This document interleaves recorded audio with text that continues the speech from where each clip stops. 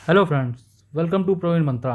आज हम लोग इस वीडियो में साइंस सेगमेंट के क्वेश्चन जो है डिस्कस करेंगे, जो सभी एग्ज़ाम में पूछे जाते हैं और बार बार रिपीट होते रहते हैं। तो चलिए शुरू करते हैं आज का वीडियो। और ये रहा पहला क्वेश्चन। क्वेश्चन है, वाहनों में पृष्ठ दर्पण के रूप में किस दर्पण को प्रयोग में लाया जाता है? ऑप्शन ए समतल, बी उत्तल, सी अवतल, या फिर डी प्रतिपिक। तो जो सही आंसर है वो है बी उत्तल दर्पण। वाहनों में जो दृष्टि दर्पण के रूप में जो उत्तल दर्पण जो है इसका प्रयोग होता है।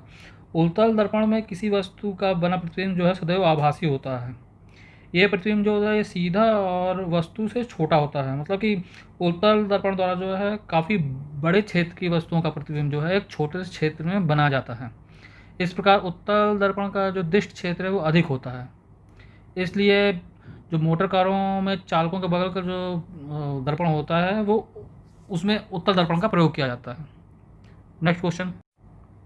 क्वेश्चन है, आँख के रेटिना की परंपरागत कैमरे के निम्नलिखित में से किस भाग से तुलना की जा सकती है?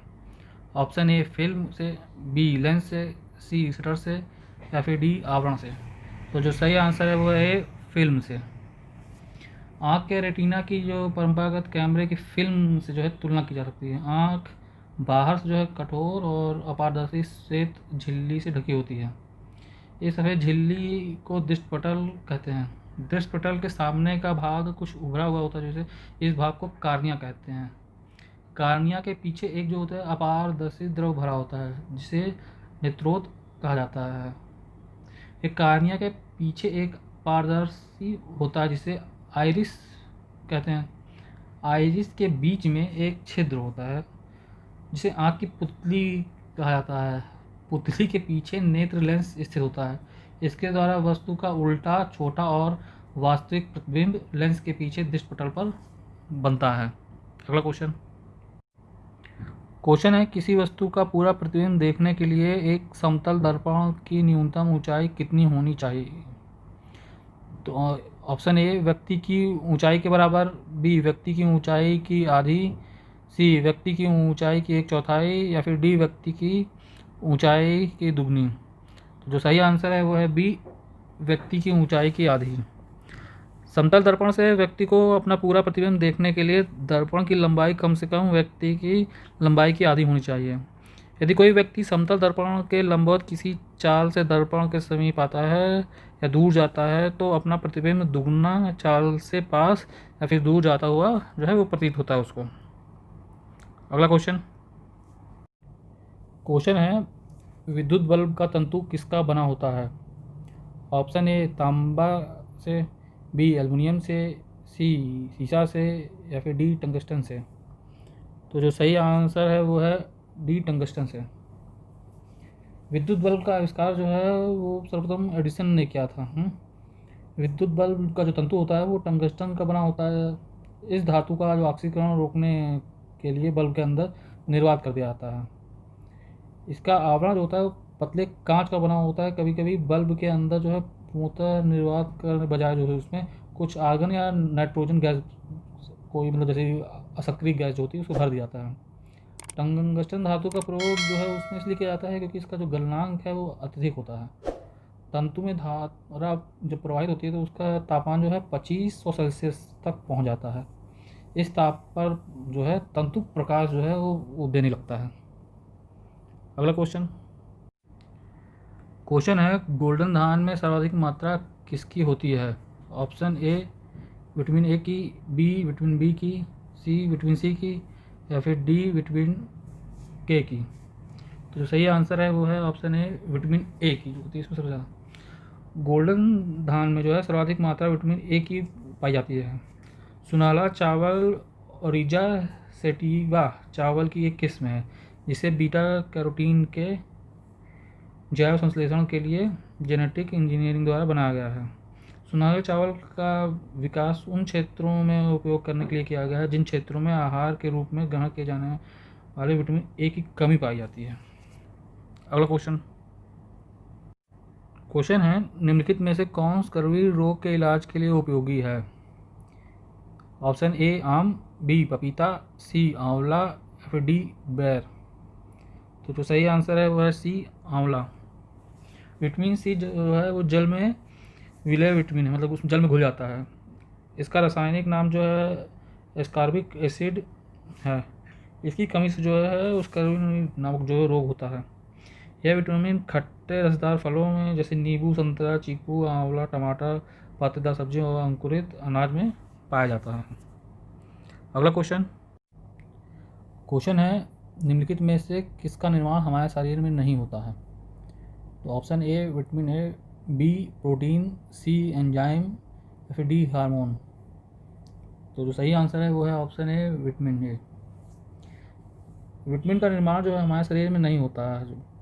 विटामिन एक प्रकार के कार्बनिक यौगिक हैं जो शरीर की सामान्य वृद्धि और रोगों से रक्षा के लिए आवश्यक होता है।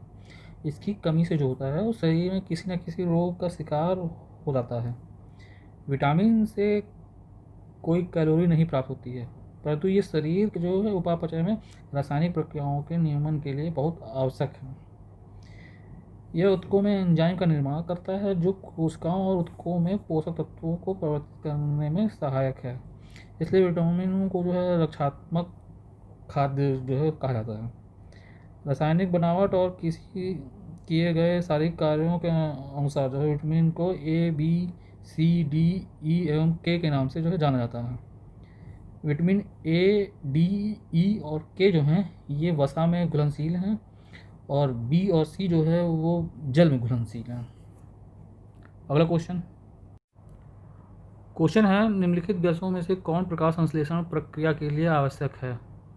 Option A CO, option B CO2, option C N2 या फिर ऑप्शन डी O2।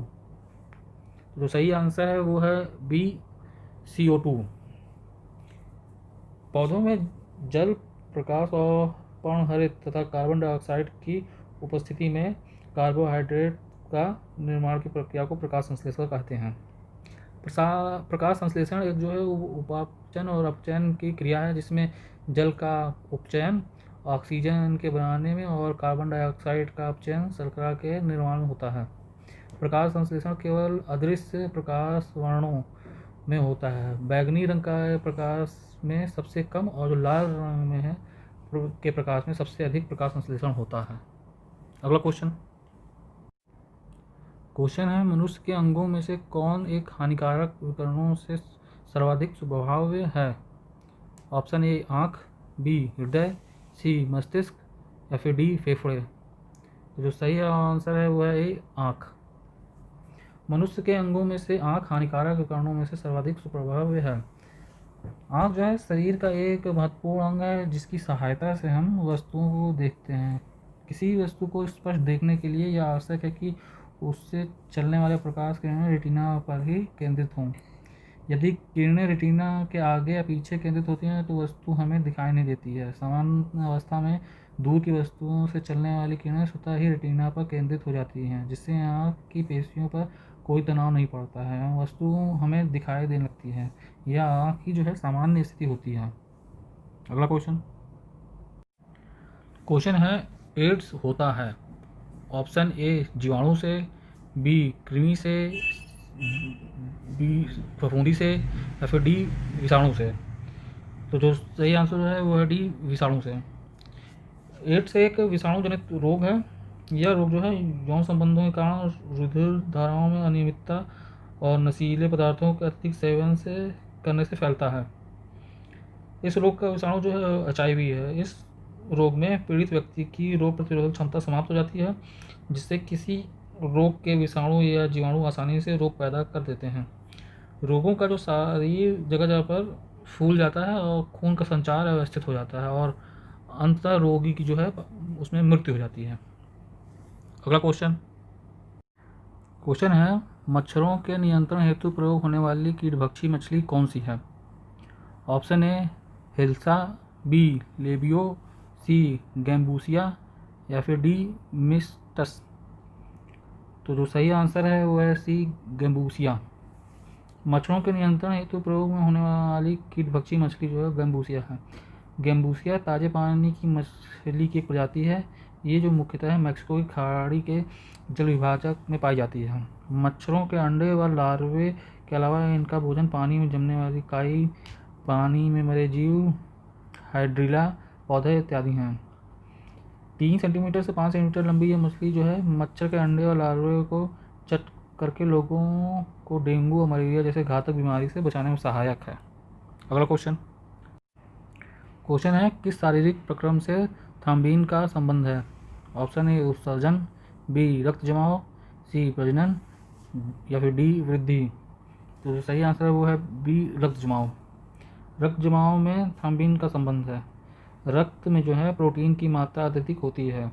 रुधिर जो है उसमें फाइब्रोनोजेन और प्रोथ्रोम्बिन नामक 2 प्रोटीन पाए जाते हैं जिनका निर्माण यकृत में होता है।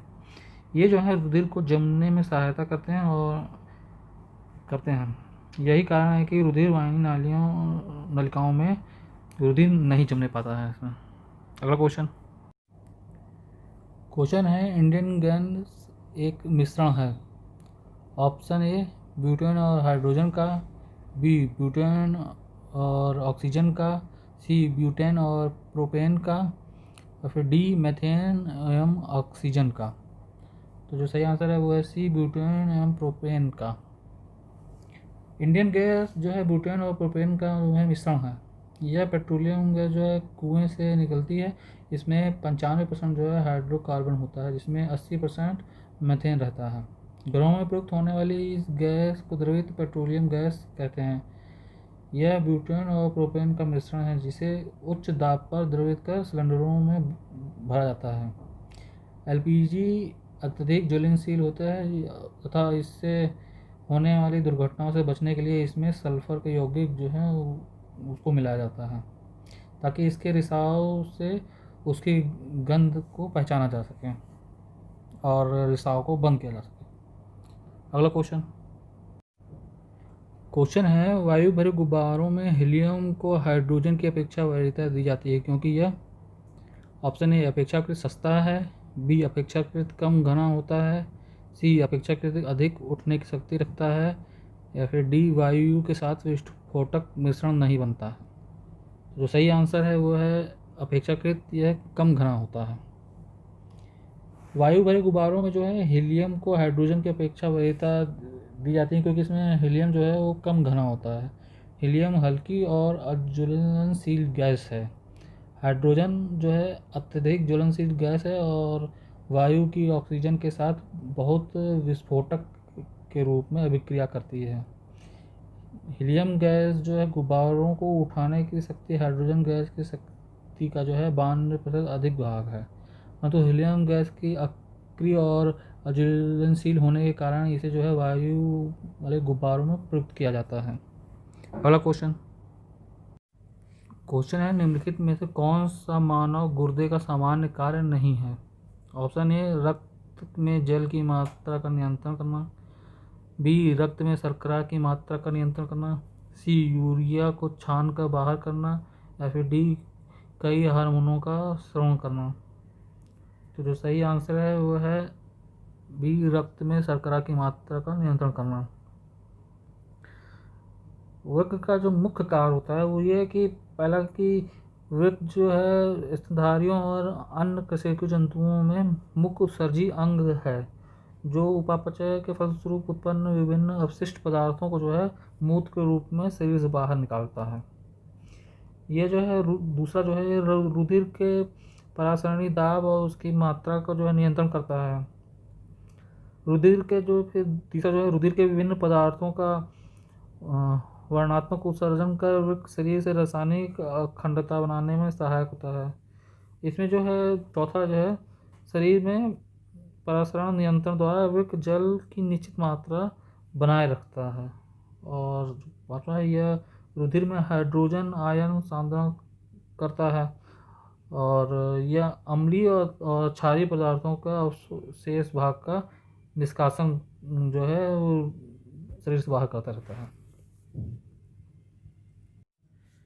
तो ये थे साइंस सेगमेंट के इम्पोर्टेंट क्वेश्चंस। आई होप ये वीडियो आपको पसंद आया होगा। वीडियो आपको कैसा लगा कमेंट्स बॉक्स में ज़रूर बताएं। पसंद आया है तो अपने ग्रुप में ज़रूर से शेयर करें और प्रवीण मंत्रा को लाइक, सब्सक्राइब और शेयर करना ना भूलें। आज के लिए इतना ही। Thank you friends.